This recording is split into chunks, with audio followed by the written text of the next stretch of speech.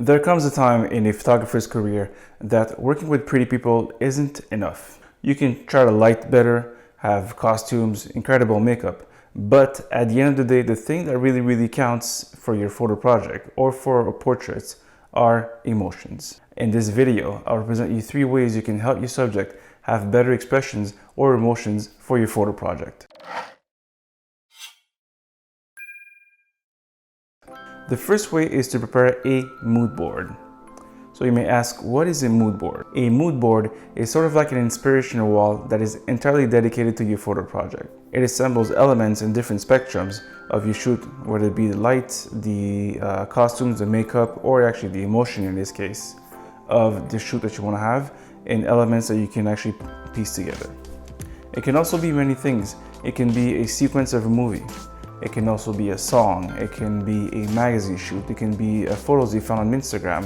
It could be many of these things. But for our needs, what we should really focus on is trying to find clippings or photos that you found online in a magazine or in a movie or a still frame of a mood that really translates well into your photo project. So whether it be happy, sad, stoic like myself, really sad, in love, anything that could really influence your shoot. You find clippings, images, or movies, or songs, or anything that can help you really get the message across that this is the emotion that you want for your single project. So what you can do in advance, you can select a few of these clippings or these saved images and then send them to your subjects and also your makeup artist or anyone else really that can help you drive your shoot forward by showing the emotions, the mood, the expressions that you want your subjects to have in their photo shoot.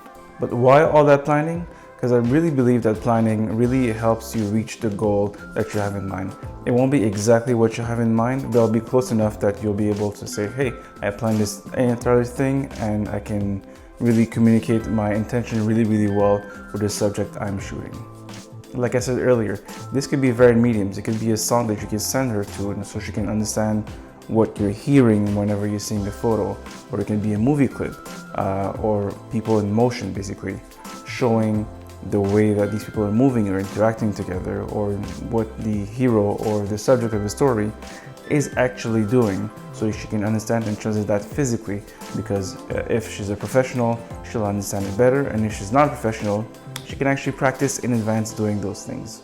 The second tip that I have to give you, but this should be in maybe 99% of your shoot that you do a lot, is communicate very often. A few things you can do that is include your subject into the decision making that you have for your inspiration. Describe your intent. Try to listen to their opinions and be also open to their ideas that they might throw at you.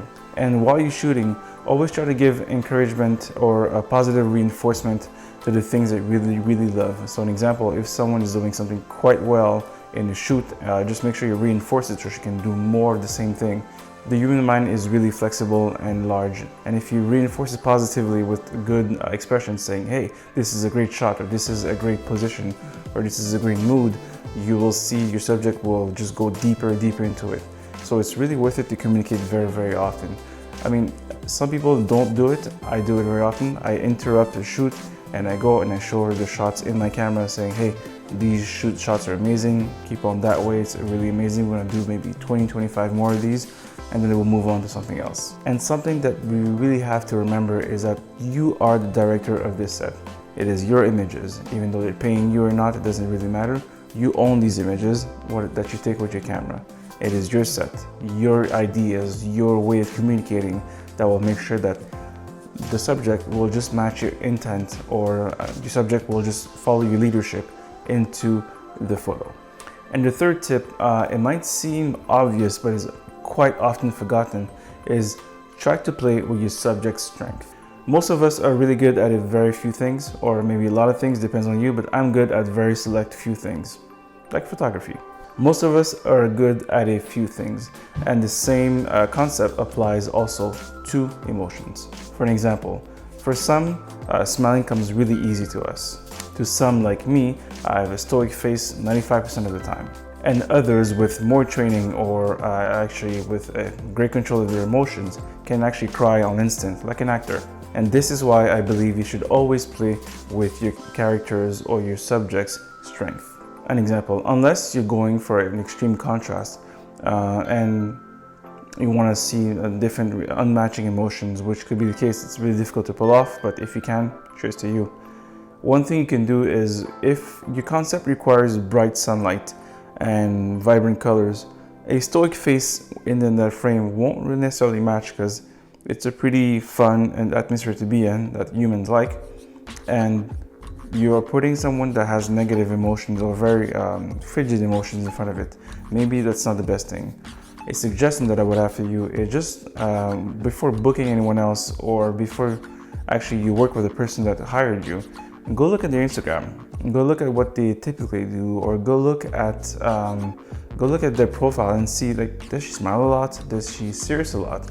Is she pensive a lot? Is she emotional a lot? Does she share her feelings a lot? These could be good hints that you may or may not have the right person for your project, or how you should cater your shoot to fit the subject's typical mood. And the same example can be found in cinema. And there are typecasting for a reason, as people have a range of emotions or play acting.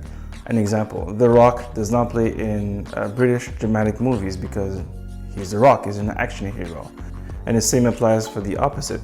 An actor like Daniel Day-Lewis doesn't really play in action movies, he plays in the drama because he's intensively good at it. So typecasting is not necessarily a bad thing if it really helps your project move forward.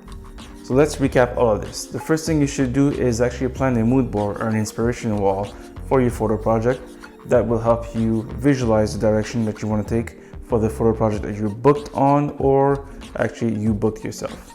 The second tip is to communicate often. Communicate openly and honestly, and share with very positive reinforcements the things that you really appreciate that she's doing well within the shoot that you're doing. So whenever you're clicking, show her, this is great, let's do that again and again, and this will open up way more depth than just being the guy behind the camera. And the third tip will be to play with your subject strength.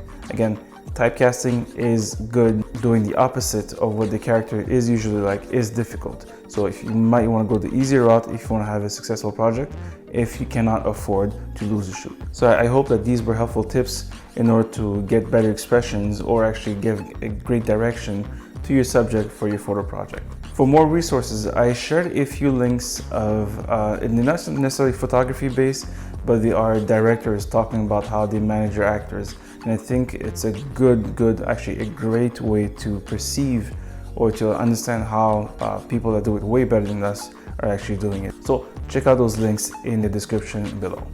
And again, thanks for watching. I hope you appreciated this. And if you have any questions, fire them below, and I'll be seeing you in the next video. Happy shooting.